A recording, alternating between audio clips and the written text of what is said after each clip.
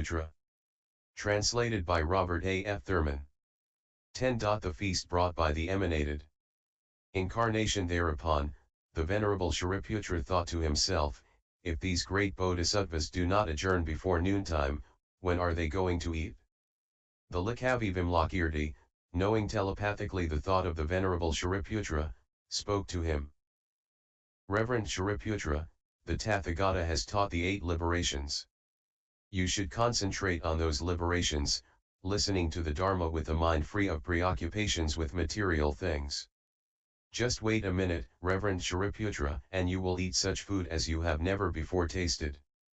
Then, the Licchavi Vimalakirti set himself in such a concentration and performed such a miraculous feat that those bodhisattvas and those great disciples were enabled to see the universe called Sarvagandhasugandha, which is located in the direction of the zenith, beyond as many Buddha fields as there are sands in 42 Ganges rivers. There the Tathagata named Sugandhakuta resides, lives, and is manifest. In that universe, the trees emit a fragrance that far surpasses all the fragrances, human and divine, of all the Buddha fields of the 10 directions.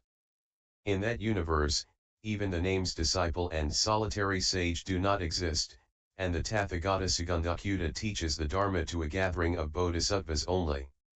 In that universe, all the houses, the avenues, the parks, and the palaces are made of various perfumes, and the fragrance of the food eaten by those bodhisattvas pervades immeasurable universes. At this time, the Tathagata Sugandhakuta sat down with his bodhisattvas to take his meal, and the deities called Gandhavaya, who were all devoted to the Mahayana, served and attended upon the Buddha and his bodhisattvas. Everyone in the gathering at the house of Vimalakirti was able to see distinctly this universe wherein the Tathagata Sugandhakuta and his bodhisattvas were taking their meal. The Licchavi Vimalakirti addressed the whole gathering of bodhisattvas, good sirs, is there any among you who would like to go to that Buddha field to bring back some food? But, restrained by the supernatural power of Manjusri, none of them volunteered to go. The Licchavi Vimalakirti said to Crown Prince Manjusri, Manjusri, are you not ashamed of such a gathering? Manjusri replied, Noble sir, did not the Tathagata declare, those who are unlearned should not be despised? Then, the Licchavi Vimalakirti, without rising from his couch, magically emanated an incarnation bodhisattva, whose body was of golden color, adorned with the auspicious signs and marks, and of such an appearance that he outshone the whole assembly. The Licchavi Vimalakirti addressed that incarnated bodhisattva, Noble son, go in the direction of the zenith, and when you have crossed as many Buddha fields as there are sands in 42 Ganges rivers, you will reach a universe called Sarvagandhasugandha, where you will find the Tathagata Sugandhakuta taking his meal. Go to him and, having bowed down at his feet, make the following request of him. The Licchavi Vimalakirti bows down 100,000 times at your feet, O Lord, and asks after your health, if you have but little trouble, little discomfort, little unrest, if you are strong, well, without complaint, and living in touch with supreme happiness. Having thus asked after his health, you should request of him. Vimalakirti asks the Lord to give me the remains of your meal, with which he will accomplish the Buddha work in the universe called Saha. Saha means endurance and always refers to our present world system, thus, those living beings with inferior aspirations will be inspired with lofty aspirations, and the good name of the Tathagata will be celebrated far and wide. At that, the incarnated bodhisattva said, very good, to the Licchavi Vimalakirti and obeyed his instructions. In sight of all the bodhisattvas, he turned his face upward and was gone, and they saw him no more. When he reached the universe Sarvagandhasugandha, he bowed down at the feet of the Tathagata Sugandhakuta and said, Lord, the bodhisattva Vimalakirti, bowing down at the feet of the Lord, greets the Lord, saying, do you have little trouble, little discomfort, and little unrest? Are you strong, well, without complaint, and living in touch with the supreme happiness? He then requests, having bowed down 100,000 times at the feet of the Lord, may the Lord be gracious and give to me the remains of his meal in order to accomplish the Buddha work in the universe called Saha. Then, those living beings who aspire to inferior ways may gain the intelligence to aspire to the great Dharma of the Buddha, and the name of the Buddha will be celebrated far and wide. At that the bodhisattvas of the Buddha field of the Tathagatagarbha were astonished and asked the Tathagatagarbha, Lord, where is there such a great being as this? Where is the universe Saha? What does he mean by those who aspire to inferior ways? Having thus been questioned by those bodhisattvas, the Tathagatagarbha said, Noble sons, the universe Saha exists beyond as many Buddha fields in the direction of the nadir as there are sands in 42 Ganges rivers. There the Tathagata Shakyamuni teaches the Dharma to living beings that aspire to the inferior ways, in that Buddha field tainted with 5 corruptions. There the Bodhisattva Vimalakirti, who lives in the inconceivable liberation, teaches the Dharma to the Bodhisattvas. He sends this incarnation Bodhisattva here in order to celebrate my name, in order to show the advantages of this universe, and in order to increase the roots of virtue of those bodhisattvas. The bodhisattvas exclaimed, How great must that bodhisattva be himself if his magical incarnation is thus endowed with supernatural power, strength, and fearlessness. The Tathagata said, The greatness of that bodhisattva is such that he sends magical incarnations to all the Buddha fields of the 10 directions, and all these incarnations accomplish the Buddha work for all the living beings in all those Buddha fields. Then, the Tathagatagarbha poured some of his food, impregnated with all perfumes, into a fragrant vessel and gave it to the incarnation Bodhisattva. And the 90 million Bodhisattvas of that universe volunteered to go along with him. Lord, we also would like to go to that universe Saha, to see, honor, and serve the Buddha Shakyamuni and to see Vimalakirti and those Bodhisattvas. The Tathagata declared, Noble sons, go ahead if you think it is the right time. But, lest those living beings become mad and intoxicated, go without your perfumes. And, lest those living beings of the Saha world become jealous of you, change your bodies to hide your beauty. And do not conceive ideas of contempt and aversion for that universe. Why? Noble sons, a Buddha field is a field of pure space, but the Lord Buddhas, in order to develop living beings, do not reveal all at once the pure realm of the Buddha. Then the incarnation Bodhisattva took the food and departed with the 90 million Bodhisattvas, and by the power of the Buddha and the supernatural operation of Vimalakirti, disappeared from that universe Sarvagandhasugandha and stood again in the house of Vimalakirti in a fraction of a second. The Licchavi Vimalakirti created 90 million lion thrones exactly like those already there, and the Bodhisattvas were seated. Then, the incarnation Bodhisattva gave the vessel full of food to Vimalakirti, and the fragrance of that food permeated the entire great city of Vaisali and its sweet perfume spread throughout 100 universes. Within the city of Vaisali, the Brahmans, householders, and even the Licchavi chieftain Kendrakatra, having noticed this fragrance, were amazed and filled with wonder.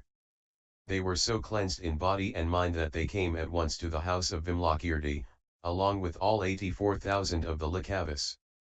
Seeing there the Bodhisattvas seated on the high, wide, and beautiful lion thrones, they were filled with admiration and great joy. They all bowed down to those great disciples and Bodhisattvas and then sat down to one side. And the gods of the earth, the gods of the desire world, and the gods of the material world, attracted by the perfume, also came to the house of Vimalakirti. Then, the Licchavi Vimalakirti spoke to the elder Shariputra and the great disciples, Reverends, eat of the food of the Tathagata. It is ambrosia perfumed by the great compassion.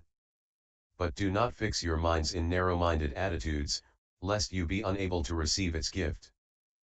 But some of the disciples had already had the thought, how can such a huge multitude eat such a small amount of food? Then the incarnation Bodhisattvas said to those disciples, do not compare, venerable ones, your own wisdom and merits with the wisdom and the merits of the Tathagata. Why? For example, the 4 great oceans might dry up, but this food would never be exhausted. If all living beings were to eat for an eon, amount of this food equal to Mount Sumeru in size, it would not be depleted. Why? Issued from inexhaustible morality, concentration, and wisdom, the remains of the food of the Tathagata contained in this vessel cannot be exhausted. Indeed, the entire gathering was satisfied by that food, and the food was not at all depleted. Having eaten that food, there arose in the bodies of those bodhisattvas, disciples, sakras, brahmas, lokapalas, and other living beings, bliss just like the bliss of the bodhisattvas of the universe Sarvesukhamandita. And from all the pores of their skin arose a perfume like that of the trees that grow in the universe Sarvagandhasugandha. Then, the Licchavi Vimalakirti knowingly addressed those bodhisattvas who had come from the Buddha field of the Lord Tathagatagarbhuta, noble sirs, how does the Tathagatagarbhuta teach his Dharma? They replied, the Tathagata does not teach the Dharma by means of sound and language. He disciplines the bodhisattvas only by means of perfumes. At the foot of each perfume tree sits a bodhisattva, and the trees emit perfumes like this one. From the moment they smell that perfume, the bodhisattvas attain the concentration called source of all bodhisattva virtues. From the moment they attain that concentration, all the bodhisattva virtues are produced in them. Those bodhisattvas then asked the Licchavi Vimalakirti, how does the Buddha Shakyamuni teach the Dharma? Vimalakirti replied, good sirs, these living beings here are hard to discipline. Therefore, he teaches them with discourses appropriate for the disciplining of the wild and uncivilized. How does he discipline the wild and uncivilized? What discourses are appropriate? Here they are. This is hell. This is the animal world. This is the world of the Lord of Death. These are the adversities. These are the rebirths with crippled faculties. These are physical misdeeds, and these are the retributions for physical misdeeds. These are verbal misdeeds, and these are the retributions for verbal misdeeds. These are mental misdeeds, and these are the retributions for mental misdeeds. This is killing. This is stealing. This is sexual misconduct. This is lying. This is backbiting. This is harsh speech. This is frivolous speech. This is covetousness. This is malice. This is false view. These are their retributions. This is miserliness, and this is its effect. This is immorality. This is hatred. This is sloth. This is the fruit of sloth. This is false wisdom. And this is the fruit of false wisdom. These are the transgressions of the precepts. This is the vow of personal liberation. This should be done and that should not be done. This is proper and that should be abandoned. This is an obscuration and that is without obscuration. This is sin and that rises above sin. This is the path and that is the wrong path. This is virtue and that is evil. This is blameworthy and that is blameless. This is defiled and that is immaculate. This is mundane and that is transcendental. This is compounded and that is uncompounded. This is passion and that is purification. This is life and that is liberation. Thus, by means of these varied explanations of the Dharma, the Buddha trains the minds of those living beings who are just like wild horses.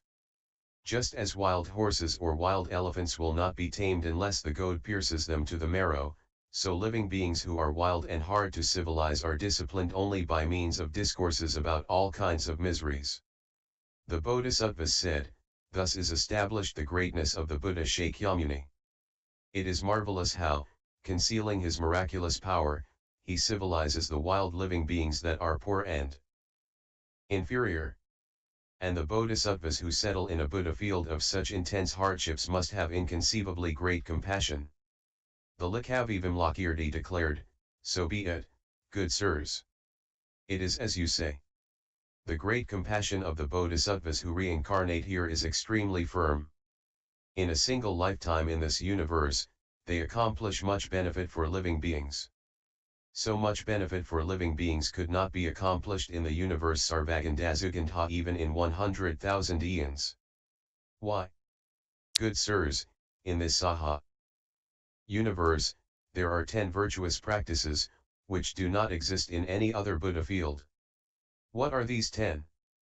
Here they are: to win the poor by generosity, to win the immoral by morality, to win the hateful by means of tolerance, to win the lazy by means of effort, to win the mentally troubled by means of concentration, to win the falsely wise by means of true wisdom, to show those suffering from the 8 adversities how to rise above them, to teach the Mahayana to those of narrow-minded behavior, to win those who have not produced the roots of virtue by means of the roots of virtue, and to develop living beings without interruption through the 4 means of unification. Those who engage in these 10 virtuous practices do not exist in any other Buddha field.